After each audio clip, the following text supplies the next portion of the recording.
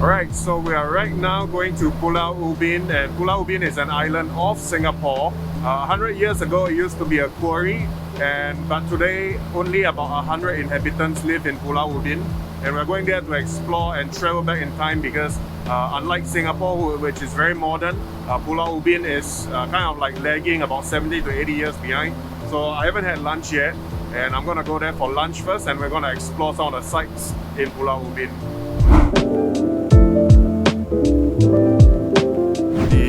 Okay, so we've just arrived at the ferry terminal of Pulau Ubin, and it's pretty good, cool day today.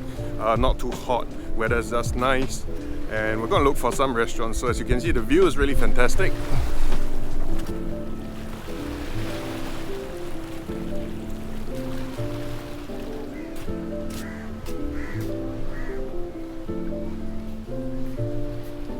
Right now we're gonna look for something to eat. Super famished, so I really wonder what culinary delights this island has to bring. So see you there.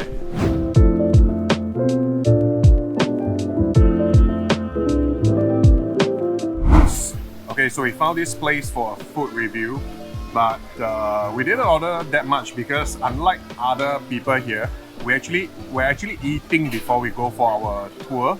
Right, so all we got is like the shrimp fried rice, which is pretty normal fare. I think this is like Dale Philip's favorite food in Indonesia. He was ordering like nasi goreng everywhere he went. So very normal. The shrimps are pretty good.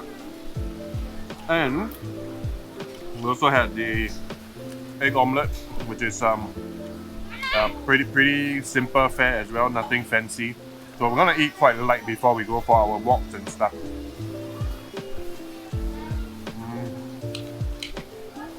Taste-wise, it's pretty nostalgic. We don't eat this every day, so this is really something different than your pizzas and your burgers. So yeah, occasionally we'll have this kind of simple fare. Okay, last but not least, we have the lemon chicken, which just arrived, so just in time. Oh my god, it's like in really gooey sauce. I hope this is not too sweet. You can see the like caramelized mango sauce dripping. I think this is going to be pretty hot, so let me just try it. Oh, not too hot, but the sauce is super tangy, super sweet. I kind of like more savory stuff, but this will have to do, right? Choices of food here is very limited. Okay, we're going to finish up our meal, and then we're going to go on for our tour. Oh my god, and it's the school holidays as well. A lot of pesky kids around me. Alright, so now that we're done with lunch, we got to go and catch a taxi to like the places of interest. So we're gonna inquire with this thing here. It's called the taxi service in Pulau Ubin. Okay, we're going for a broad walk first, and these are how the taxis in Pulau Ubin look like. So within the island itself, you can choose to either walk or you can take one of these taxis, which are quite affordable. And to me, I'd rather just take the taxi because like the weather is really hot, and quite frankly the terrain here isn't that forgiving if you're riding a bicycle. So we're going to a broad walk right now, which is like a coastal walk where you can see like marine life and enjoy the view of the sea and stuff. So yeah, once we reach there, we'll check back in with you guys.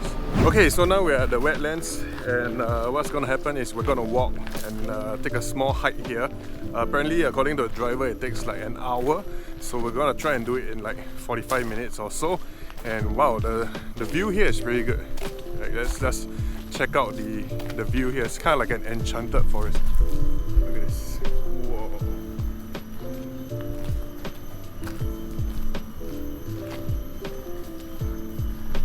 Okay, so when we go to get to the coastal area, I'll turn back on the camera. In the meantime, I'm just gonna have a short hike and see what this is all about. Basically, I think it's just gonna be like going back to the army and like reminding myself of like some road march or something like that.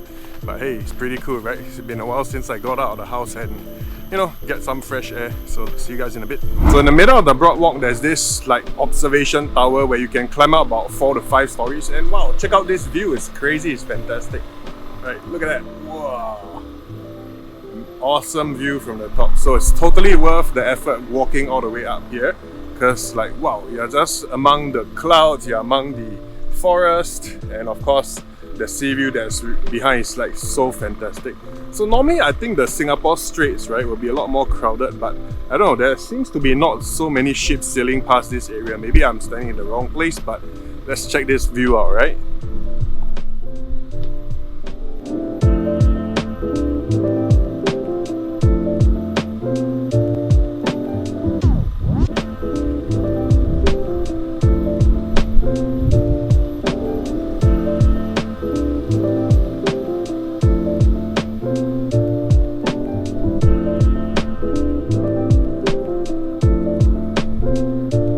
Totally worth the walk going upstairs. Okay, I'm gonna walk back down now. We're now walking at a beautiful broad walk, and the nature here is just amazing. There's like mangroves at the back of me, and if you turn this way there's like an open ocean, and of course there's a lot of wildlife here. You get to see a lot of marine life, you get to see a lot of even wildlife. So just check this out. So there are two local monkeys, but I'm not gonna go like too close to them because obviously they don't look too friendly, so I'm just gonna avoid them and move along the way. I think they're like hoping to get like food from like the people who come here for hikes and stuff, so don't feed them if you do come across them because they can get quite aggressive.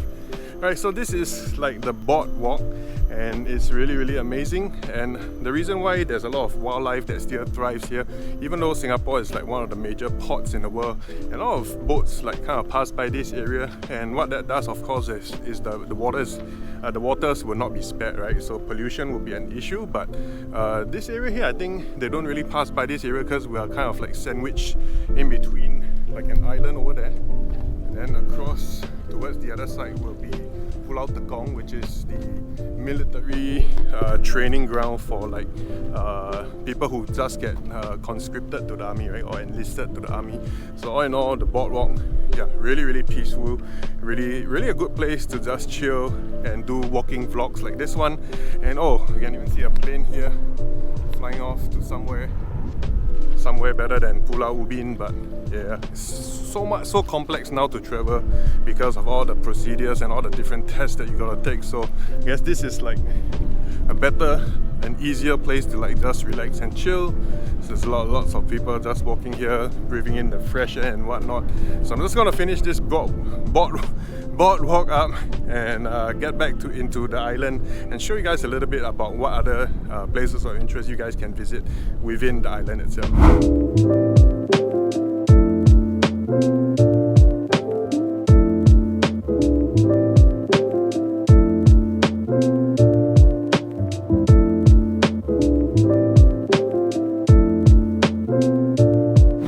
Okay, so after the boardwalk, wow, we literally have to climb through a forest, and like these are like some serious jungle stuff, and it's like you have to have shoes, so never wear sandals to come hiking or to come for walks in Pulau Ubin, because sometimes you got to navigate these tough terrains. So let me just show you guys what I meant by that.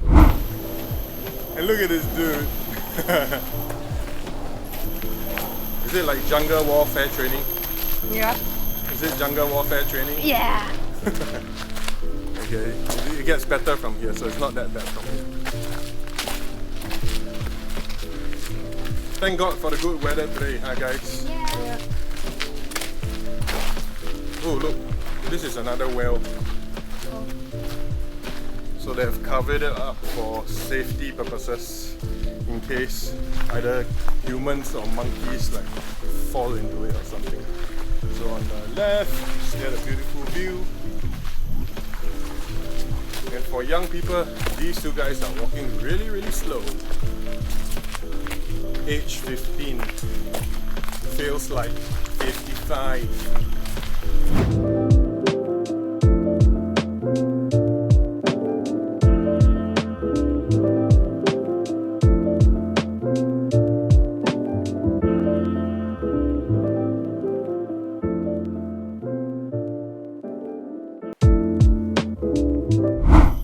Okay, so this is one of the more interesting places in Pulau Ubin, and I actually made a short clip once in my other TikTok channel where I speak about like religious or spiritual stuff, and we're now in front of the German girls' shrine. So this is it. And the story is that her family is from Germany and they owned a coffee plantation, correct or not? And then during World War One, she was running away from Allied forces, and then she fell off a quarry, and then the quarry workers only discovered her body when it was covered up in termites. So they took her remains and then they put her in an urn and set up a little shrine for her behind me. Unfortunately, the urn was stolen away by vandals, so I don't know why they would steal someone's human remains. But I guess they want to be like necromancers or something.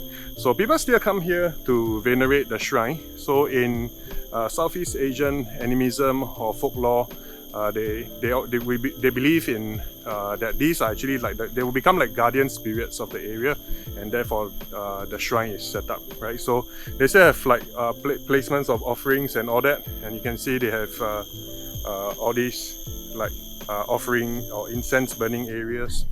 And it's really kind of like east meets west, as you can see, because you can even see like the Christmas decorations.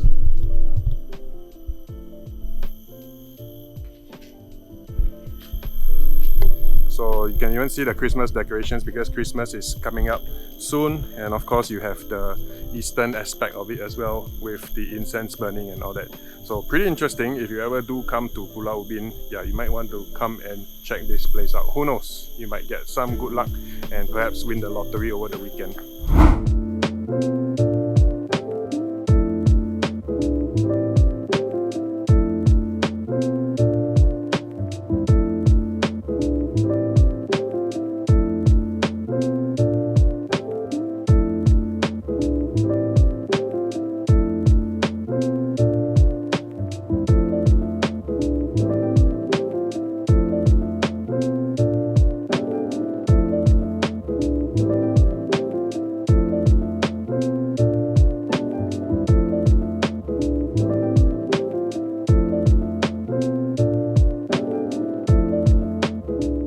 Okay, so we're walking up this hill called Pulau Hill.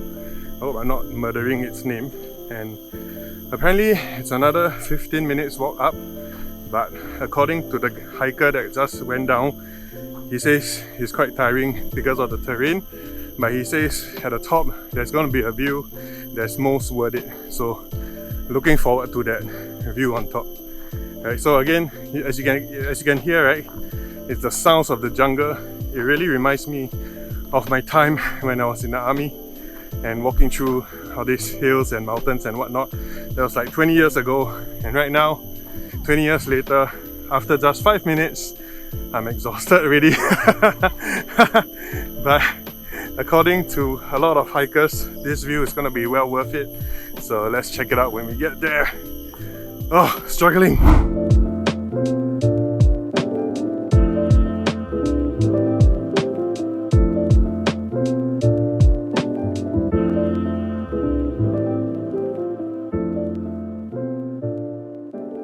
So midway up, you get a view like this, and I think there's another maybe 10-15 minutes to the top of the hill, but just about 5 minutes and you get a view like this. So I think it's going to be worth it when we reach the top. So I'm not sure if this is a quarry, but I think it just looks like a swamp, but it's a really nice swamp. So the bottom part of the hill is not as steep as the next part, which is like this, moving forward.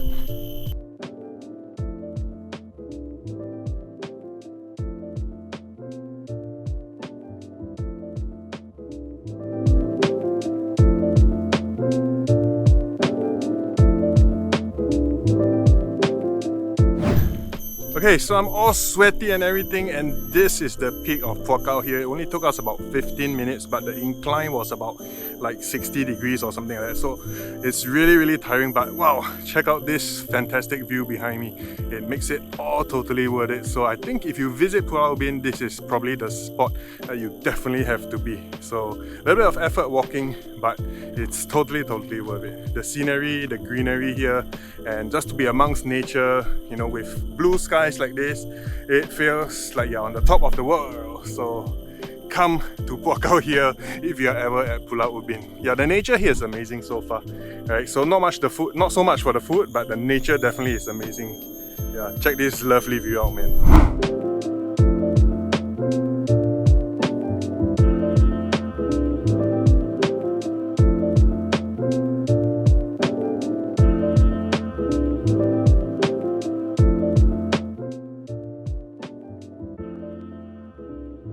This is one of the 18罗汉, I think.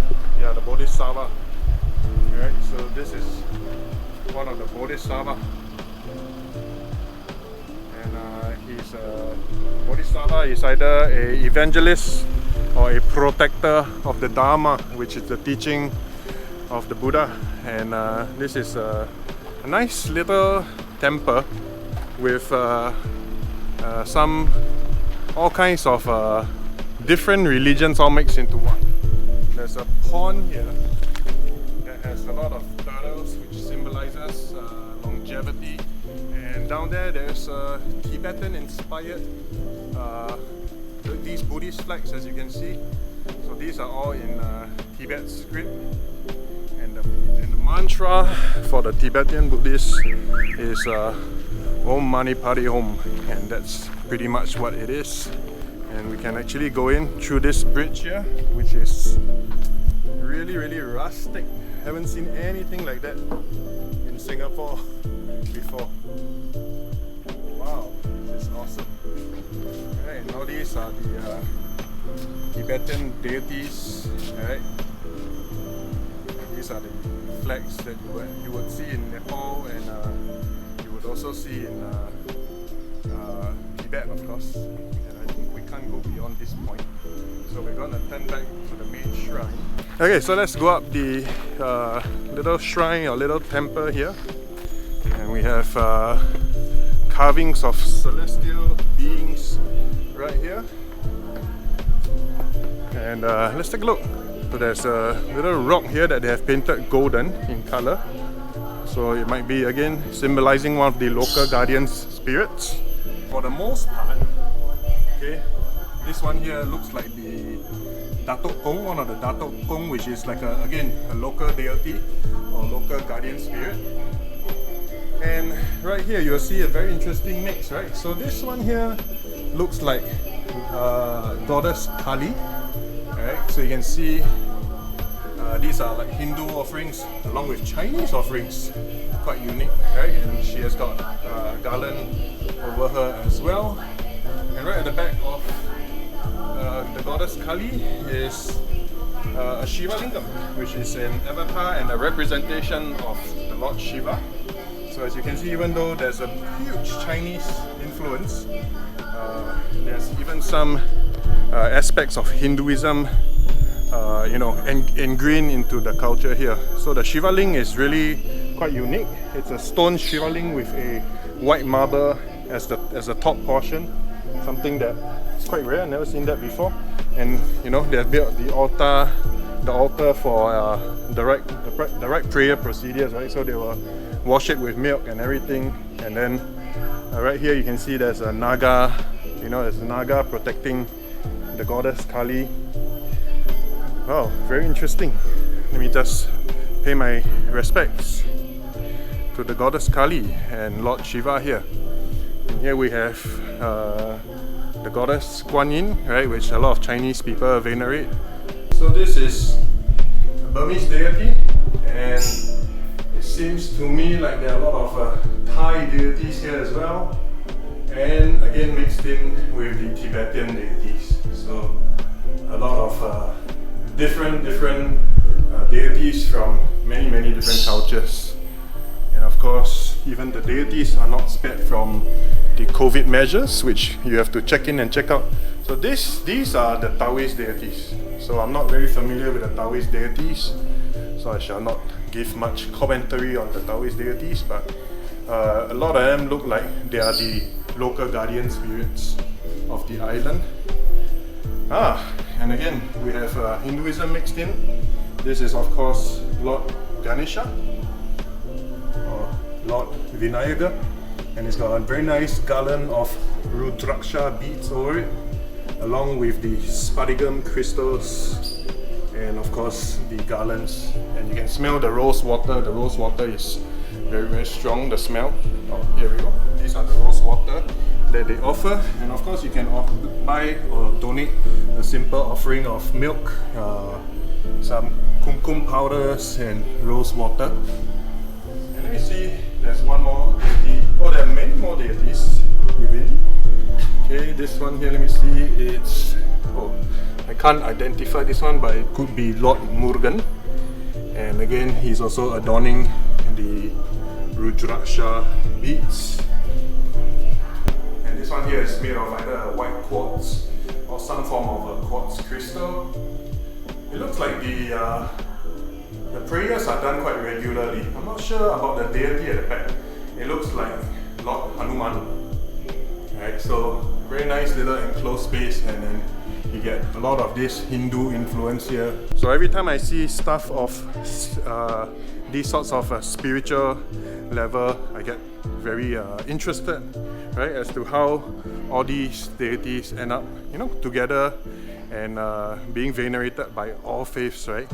So besides the Abrahamic faith, all the other faiths are intertwined in this little shrine down here, and there are more over there. So let's proceed and check them out. These are the Taoist gods here. You can see some of the items that they use for their prayers and their ceremonies. And let's see what else, what other deities. So again, a lot of faiths, different faiths all intertwined together with the different offerings. And again, this is a Taoist shrine. This one here, so the Taoists are quite unique, right? So in Taoism, they have two types of deities. The ones you can see behind me are the heavenly or celestial deities, right? And as we go to the other side of the altar, these are the hell deities, right? So you can see some of the more iconic hell deities like the Tuali Ape, right? So I think he's like the ghost capturer or something, right? So when your time is up on this earth, he will come and claim your soul and something like that. Again, I'm not an expert on Taoism, so I shouldn't comment too much on it. Right? And these are the different costumes, right, that the medium will wear and go into a trance whenever he does a ceremony. Right? And then we have a very nice outdoor area here with a lucky pond that you can of course throw a coin in and make a wish. And again, more deities here. I think it's like I really don't know my Taoist deities, but yeah, it could be like Tyson here, it could be like Tua Pei Gong. There's a four-faced Buddha here as well. Oh, this one here is the Thai section. Okay, so I'm a bit more familiar with the Thai section. So this is Lord Brahma, four-faced Buddha. One of three Hindu deities, but they got intertwined into the Thai Buddhist faith. And here are the Thai statues originally from Thailand. These are the child spirits called the Kumantong. These are the Lersis or the hermits. So in India they call them the Sitas or holy men. And of course on the very top there's a venerable monk. That's pretty much the tour of the little temple, and wow, it took me all of only 12 minutes to walk around this little place. And I think again, if you are someone who likes spirituality and if you like to look at all these different cultural and religious art forms of Pulau Ubin, yeah, I think this is a good place to come by as well. Alright, so I'm gonna head back to the mainland. I'm gonna get myself a Slurpee from 7-Eleven because I am super duper thirsty right now. Alright, see you guys back in the mainland.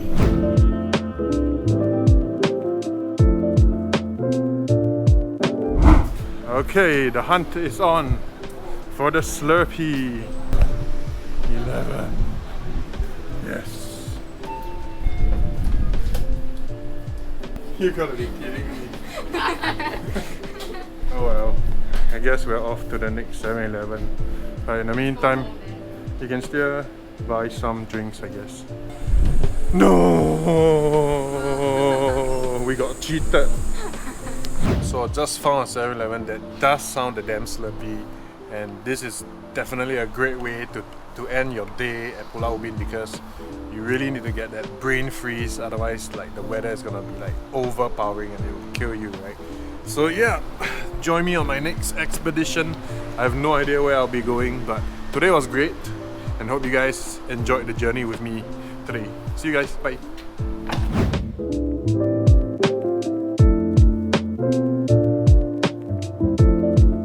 Oh yeah, there's one cool thing about having a Slurpee, which is it makes your tongue blue color. Freaking cool.